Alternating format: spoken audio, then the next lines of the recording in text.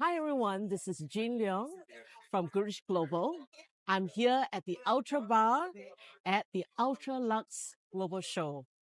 This Ultra Bar is located at the UltraLuxe Show, and we are showcasing it at Neon City at Takashimaya. So here I have with me is Elliot James. Say hi. Hi everyone. Hi everyone. Yeah. So Elliot, tell us more about yourself. Absolutely. Thank you very much. Thank you. Yes, my name is Elliot Barrett. I am the co-founder of Elliot James Interiors here in Singapore. And we have studios here, Dubai and London as well. So my background and the company's background is in luxury interior design.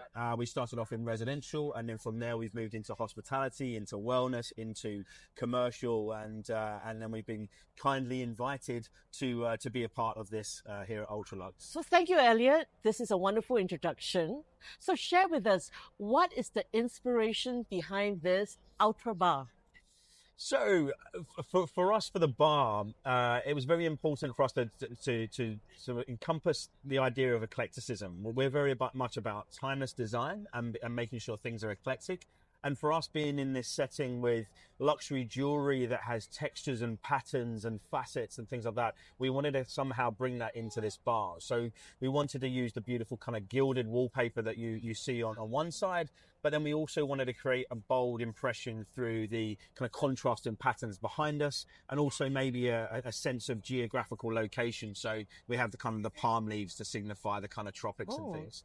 So we just love this idea that, especially with the catwalk being here in the middle, this idea that they would be walking down the catwalk, or when clients and visitors come in, when they turn to the left, they immediately see the UltraLuxe bar. So that's why we also did it in the darker colors. We wanted to in sort of evoke the idea of luxury and indulgence and sort of sultry fabrics and things, and then allow kind of also a neutral and very adaptive background for the alcohol display and the various different suppliers that are going to be here over the next couple of weeks and things. So, yeah. And of course, black is always the Ultra Luxe color, Yeah, accompanied with gold, right? Yes, absolutely. So when we were sharing, as Goodrich was sharing a lot of palettes, a lot of designs with Elliot, so why do you picked up this particular combination?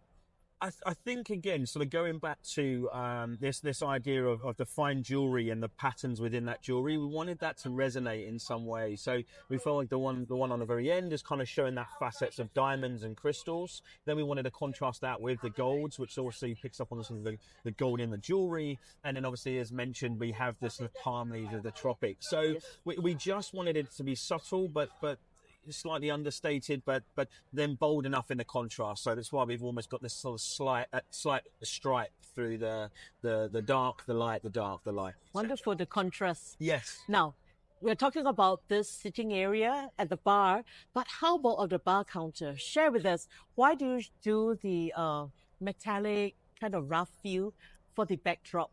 So, I mean, for the backdrop, we wanted it to, again, be neutral enough that it can be transformed. So if we've got a certain whiskey brand, or we've got a certain alcohol brand, it can then be very versatile. And those kind of gold accents are picking up the oranges and that within the whiskies, and maybe even reflective of the bottles as well. The bottles. Yeah, exactly here.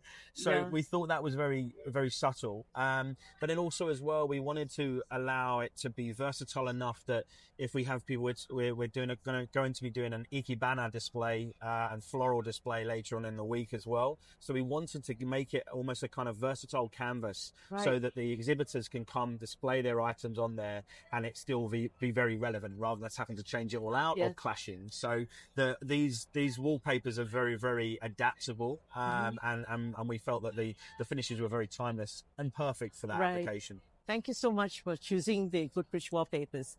You know, one of the things, as you rightfully say, that the black color wall covering shows here was to be the backdrop for a lot of the bottles and the ikebana displays. So really, the wall covering actually brings out the beauty of the product. Am I right? Absolutely, absolutely. I think with the shelving, from a design point of view, I would say the design is fairly sort of minimalist. Yes. There's not a huge amount of detail from a design point of view, but it was more making sure that for this show and for its requirements, it was then very versatile and then is also going to showcase not only the product very, very well, but also showcase the wallpapers very well. So in our mind, we're probably highlighting your brand and the whiskey brands more than our own, but that's fine. That's what we're here for. You know, likewise, when we actually was picking up the product, we were thinking how these products would highlight the alcohol. Really, yeah. You know, really is to bring out this wonderful whiskey and the colors. But you know something, when we talk about the backdrop and then we talk about the bar counter, it's absolutely gold. Why do you choose gold for that? We just wanted to give it some contrast. I think, again, rather than it just feeling like a massive black, we wanted to, when again the visitors come in and they look at the bar, we have this kind of two-tone and it almost creates a bit of depth as well. We wanted to have some downlighting as well on the front of the bar so that it really highlights that gold and stands out, especially when there's shows going on and the lights are going down, the bar still stands out. So yeah, that was the main reason. You know, I was taking some pictures here last night, and actually it was a good choice because when the color is black, you know, whoever stands in front stands out. Yes, absolutely. It is really to bring the best out of everyone. Yeah. I think for us as well, when the whole show here is almost a sea of white, we wanted something that was going to be completely different. So to go for black, but then have this 3D texture to it was very important. So that gilding in it and the texture and the pattern has worked out really, really well. So Elliot, you were mentioning that you were doing a lot of homes and houses and commercial properties. So what is 3 things that the tips that you'll give to any homeowners who want to start off using wallpapers or setting up a home? What do they look out for? What do they prepare themselves for? I think one of the key things that we would advise on is go bold in smaller spaces. It's a lot of fun. So I think when you see people that have done powder rooms and you have big bold prints, people open that door to the powder room and are almost hit with it. And it's a lot of fun. And it's a room that all of your guests see. So we love doing that. I think from a homeowner's point of view, I think if you can choose something that, as we've done here, is versatile, so that if you get bored in a year or so with the rug or the cushions and you decide to change out, your wallpaper is still relevant. Rather than thinking I've got to do a complete refit or reno and rip it all out again, we don't want that. So I think it's kind of, again, Elliot James's whole ethos is about timelessness. So I think for us, it's choose something that's gonna age well. Classic and exactly. So another thing that when we worked with Elliot was we saw a whole bunch of images, and I asked Elliot, so what is this images? It was textures of metallic and everything. So share with us, what's that? So the inspiration with that was, again, it was trying to be very kind of eclectic with textures. So Elliot, what happened is I see a lot of people using Pinterest to browse around to get inspiration. Is that a resource? Absolutely. I think Pinterest has just grown in popularity and certainly within the interior design industry because it's so visual and you can pin, you can create folders as well. So it's a very good tool for that. We do the same thing for initial inspiration. We will draw on Pinterest. Obviously, we have a huge amount of catalogs and resources in our studios, so we try to use those as well. But in terms of a starting point, Pinterest is a very good place to start. So actually, this is how we started off. You know, getting inspiration, and I got your inspiration from your link, and I start looking through this catalogs for our products, and they'll give you swatches, and then you pick it up from there. I think it's such an instant tool as well. It's very intuitive, and I think once you start searching for something, you'll always find an example of that. I think even when I've been discussing with the team about the display for behind the bar, being able to draw on Pinterest and very quickly come up with something or find something that's relevant, it's a very good tool for that. So. And you mentioned at the bar, you mentioned to decorate some things with interior accessories. And I think it's very important. No doubt you can get a good wall covering background, but it will look flat without accessories. So share with us, what is this accessories? How do we pick the right accessories? I think it's about creative things of different heights, different textures, and depth as well. I think lighting on shelving is crucial. It should be subtle. It should be indirect as well. So a lot of time we like to light things from behind the object just to give it a glow. But the problem is as well, if you're lighting it from the front with a spotlight, it becomes a very, very flat kind of light. So we're just trying to create a dynamic display. So we like to do things like we like to have books that are standing up. We like to have books that are flat stacks. We like to have bottles that are positioned at angles rather than being front on. And it's just so that it creates something a little bit more interesting. People should pass along the shelving and their eyes should jump up and down and through and back and just be interested by what's on the shelving rather than it all looking a little bit too uniform. So uniform. Exactly. So to play on the visual eye, That's right. exercise the visual eye. Exactly. Yeah.